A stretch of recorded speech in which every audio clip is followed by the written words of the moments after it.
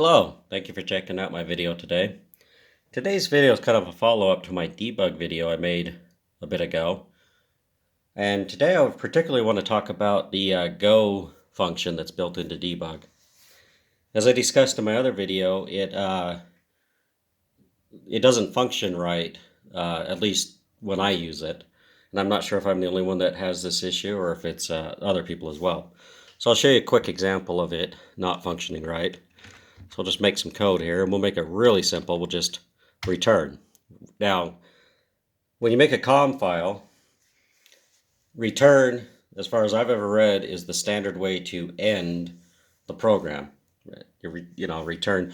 It's a return from a call, but return to operating system, however you want to look at it, but it's the same opcode. So if we hit go, it runs once, and if you hit go again,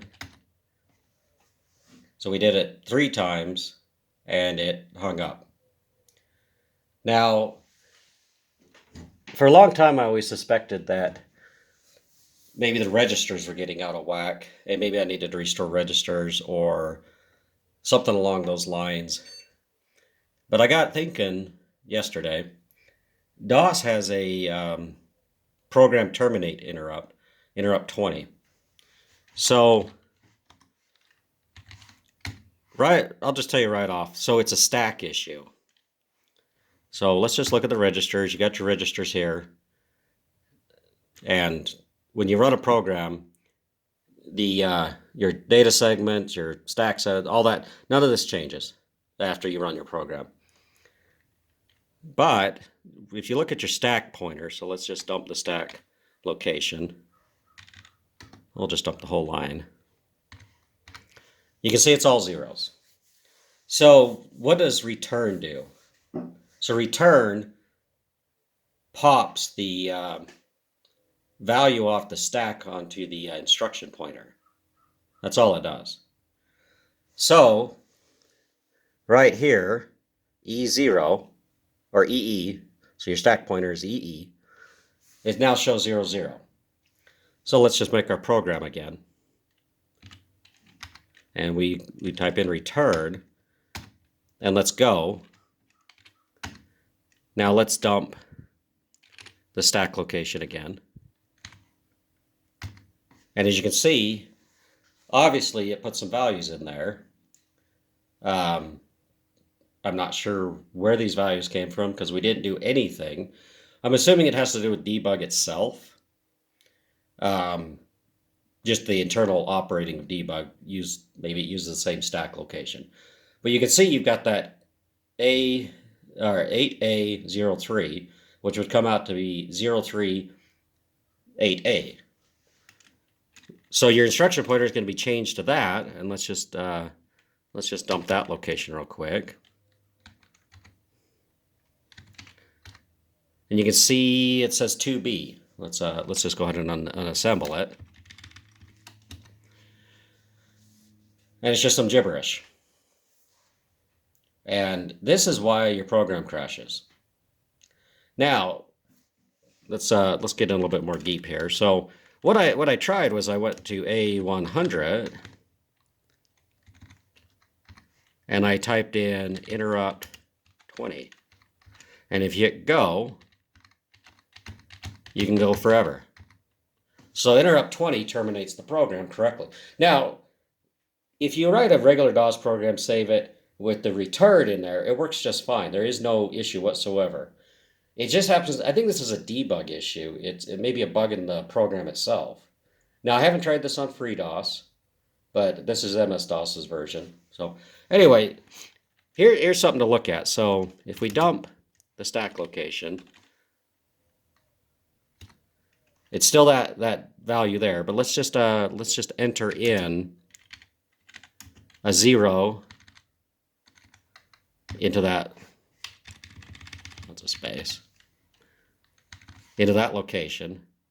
So now we can dump, and you can see it's 0. So let's assemble 100, and let's type in return, and you go, and it works fine. Now if we enter in zeros again, and we go, We could do this all day and it will never crash because we're fixing the stack location. Because so basically you need that to be a 0 when you return from your program. Now, obviously, where does 0 take you? So if you dump 0, what do you see right there? You see CD to 0. CD is interrupt.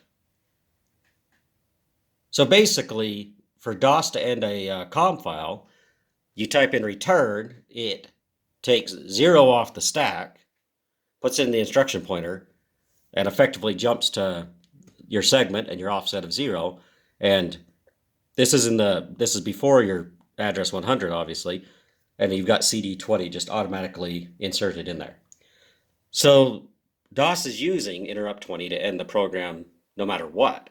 So what this kind of concludes to fix it, you can just use an interrupt 20 to end your COM file, and that way when you test it in debug, it doesn't hang up on you. Now you could also do something where you push a 0 on the stack and then hit return, and that will also bring you back to the proper location. So anyway, that's been my findings, and I'm not necessarily offering a solution, and maybe somebody's got more insight on this, but there's got to be a reason why the stack is getting, the values in the stack are changing, which then corrupt, and your return then fails. Now I did notice something this morning. We'll just real quick. If you go A100, and maybe it'll work, and if you just put in the opcode C2, which is also return, but it's a different return. It's still a near return, but it has something to do with the stack. It adds like the immediate value to the stack plus the stack value. But what I found this morning was if you go first, okay, so that one did crash.